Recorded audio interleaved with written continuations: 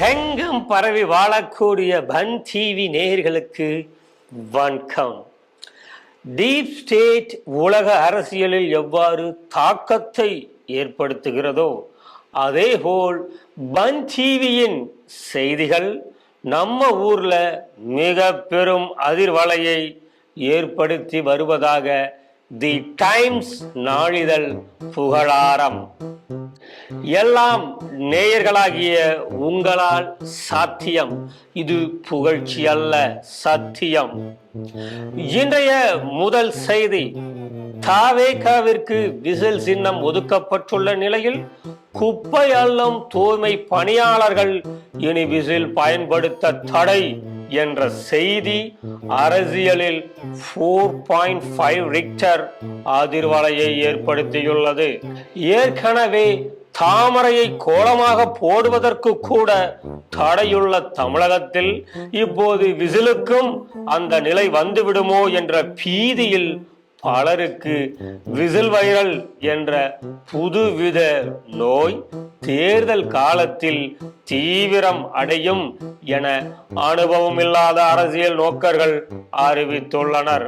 இது குறித்த பொதுமக்களின் கருத்துக்களை கேட்போம். ஆமா, பஸ் கண்டக்டர் விசில புடுங்கிட்டீங்கன்னா அவருக்கு என்ன கொடுப்பீங்க?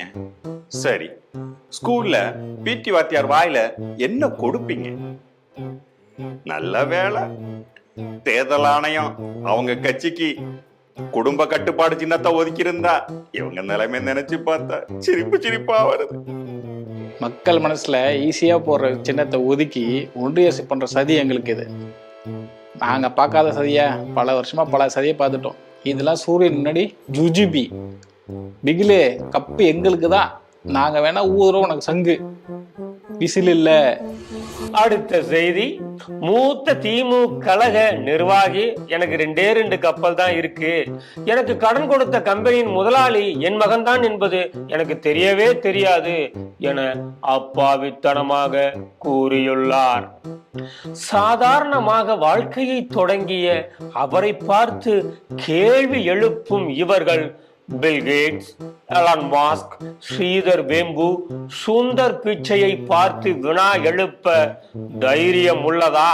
ஒரு தமிழன் என்பதாலும் கழக தொண்டன் என்பதாலும் மட்டுமே அவர் மீது இந்த ஊழல் சாயம் பூசப்படுகிறது. அப்பழுக்கற்ற அந்த மனிதர் மீது சுமத்தப்படும் குற்றங்களை எல்லாம் சட்டப்படி சந்தித்து மீண்டும் தேர்தலில் வெற்றி பெற்று தரை மற்றும் வான்வழி போக்குவரத்து துறை அமைச்சராக வந்து தன்னை நிரூபிப்பார் என அவரின் உப்பை தின்றவர்கள் திணறி தங்கள் ஆதரவை தெரிவித்து வருகின்றனர்.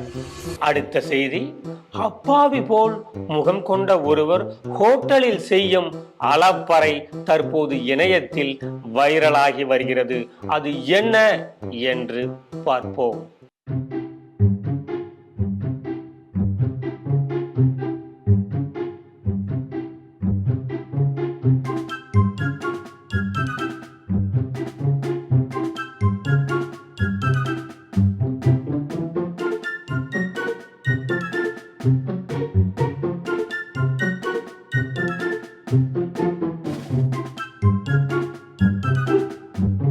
என்ன சார் சாப்பிடுறீங்க?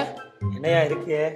நெய் ரோஸ், நைஸ் தோசை, ஊத்தாப்பம், பொங்கல், பூரி, ரவா உப்புமா, இடியாப்பம். 2 இட்லி.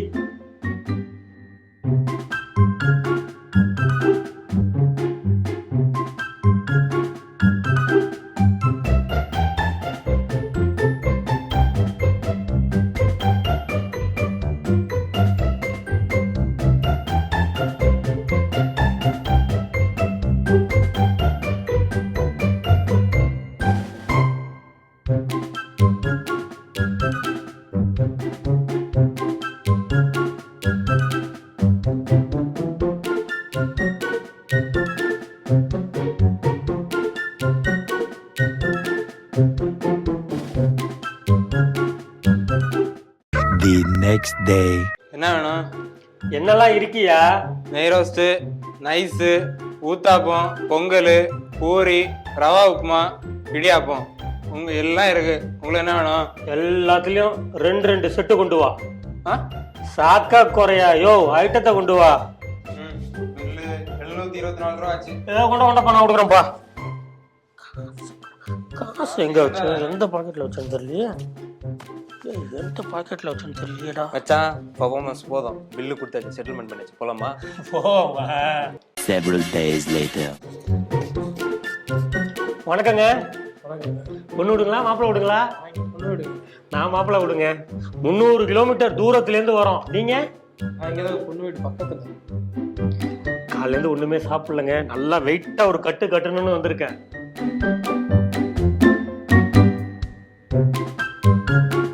ஏய், அவ்வளவு தூரத்துல இருந்து வந்திருக்கேன். எனக்கும் ஒரு வடை, இந்த பக்கத்து வீட்டுல இருந்து வந்திருக்காரு, அவருக்கு ஒரு வடை தானா? அடுத்த செய்தி. யாரால் ஆண்டாள் அழகர் திருமண மண்டப முகப்பு இடிக்கப்பட்டதோ, வைகை புயலை கொண்டு கேப்டனை வசைபாடி குடிகாரனாக்கி அசிங்கப்படுத்தினார்களோ அவர்களோடு இன்முகத்தோடு கூட்டணியை உறுதி செய்தது தேமுதிக. அரசியலில் நிரந்தர எதிரியும் இல்லை, நண்பனும் இல்லை. இது குறித்த மக்கள் மனநிலையை கேட்போம். யார் யார் கூட சேர்ந்தா நமக்கு என்னங்க? ஆபீஸ்க்கு லேட்டா போனா பக்கத்துக்கு சீட்ல இருக்கிறவ என்ன நோட் பண்ணுவா? வரட்டா. வாழ்வா சாவா, கொள்கையாவது கோட்பாடாவது கட்சி நடத்தி பாருங்கப்பா, தெரியும். எவ்வளவு நாளைக்கு கை காசு போட்டு போஸ்ட் அடிச்சு கூட்டம் கூட்டுறது. அந்த அம்மா விஜயகாந்த் மாதிரி இல்ல, அவரு பாண்டி நாட்டு தங்கம். நிறைவு செய்தியாக, 1000 ஆண்டுகள் நின்று பேசும் சாதனைகள் திட்டங்களின் குளறுபடிகளா அல்லது சட்டங்களின் சறுக்கலா என்ற பட்டிமன்றம் இணையத்தில் வைரல். இந்த தலைப்புக்கே என் மட்டற்ற மகிழ்ச்சியை தெரிவித்துக் கொள்கிறேன். இதை போன்ற விவாதங்கள் இன்னும் பெருக வேண்டும். மக்கள் நல்லா தெளிவு பெற வேண்டும். முதலாவதாக பேச நம்ம தம்பி தீபுரி தீபக் அவங்கள அழைக்கிறேன். சுருக்கமா சொன்னா, தீதி வாங்க, நல்லா வாசிங்க. ஒன்றா ரெண்டா எல்லாம் சொல்லவே ஒரு நாள் போதுமா? யோ, கிளுகிளுப்பானதெல்லாம் இங்க பேசி தொலைக்காதியா? நீங்க முதல்ல அந்த இரவு நேரத்திலேருந்து வெளியில வாங்க. நான் சொன்னது, நாங்க சொல்ல வேண்டிய லிஸ்ட் பெருசு அப்படிங்கிறதுக்காக சொல்ல வந்தேன். முதல்ல நான் பாயிண்ட்டுக்கு வரேன். உலக நாடுகளோடு போட்டி போடக்கூடிய தொழில் வளர்ச்சி, பெண்கள் பாதுகாப்பில் முன்னோடி, சட்டம் ஒழுங்கில் அமைதி பூங்கா, நீதித்துறையை மதிக்கும் பாங்கு, காவலர்களின் கை விலங்கை உடைத்த ஆட்சி, கடவுளர்களே மகிழ்ச்சி கொள்ளும் ஆன்மீக புரட்சி ஆட்சி, காணும் இடமெல்லாம் ஈரோட்டு பெரியவரும் திருக்குவளை தலைவனும் வானுயர சிலையாய் நின்று காணும் காட்சி, இப்படி ஆண்டு 1000 சொல்லும் சாதனைகள் ஏராளம் ஏராளம். மக்களுக்கு வாரி வழங்குவதில் நாங்கள் தாராளம் தாராளம். ரொம்ப ஓவரா இதாவது நீங்க கொஞ்சம் ரெஸ்ட் எடுங்க. நம்ம தம்பியும் பேசணும்ல. தற்பொழுது நம்ம தம்பி வெறிகொண்ட வேங்கை சுருக்கமா வேவை பேச அழைக்கிறேன். வந்து அவுத்து விடுங்க. கோவையிலிருந்தும் திருப்பூரிலிருந்தும் எண்ணற்ற பல தொழிற்சாலைகளை தமிழகத்திலிருந்து விரட்டியது யார்?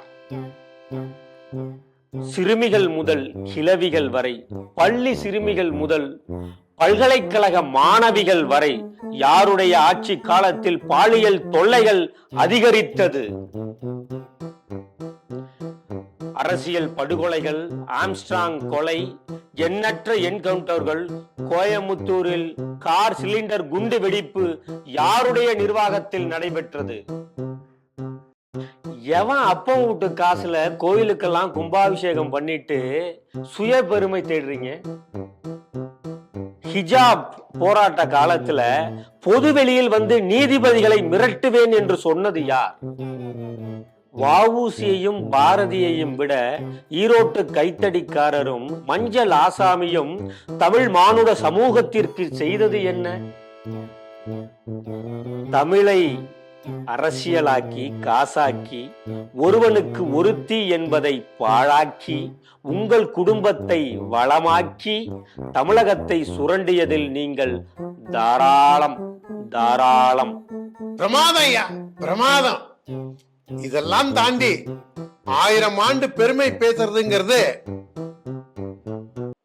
ஓஷி ஓஷி சைவ வைணவத்துக்கு புது விளக்கம், திருக்கோவிலூர் தேர்ல அந்நியாரை ஏத்தினது, மேல்பாதி கோவில பூட்டினது, தீராத விளையாட்டு பிள்ளைய சாமா ஊவ ஆக்கினது, அவரையே விளையாட்டுத்துறை அமைச்சரை ஆக்கினது, தூமுவா ஆக்கினது அப்படின்னு உங்க வளர்ச்சி அபாரம். சிறுபான்மையினர் போட்ட பிச்சையில அமைந்த ஆட்சி என்று ஊர்தோறும் விளம்பரப்படுத்தினதை நீங்க 2 பேரும் சொல்ல மறந்துட்டீங்களே தம்பி. நன்றி நேர்களே. மீண்டும் ஒரு பன் டிவியின் சிரிப்பு சிறப்பு நிகழ்ச்சி தொகுப்பில் சந்திப்போம். 2026 மனதில் வைத்து வாக்களிக்கும் முன் சிந்திப்போம்.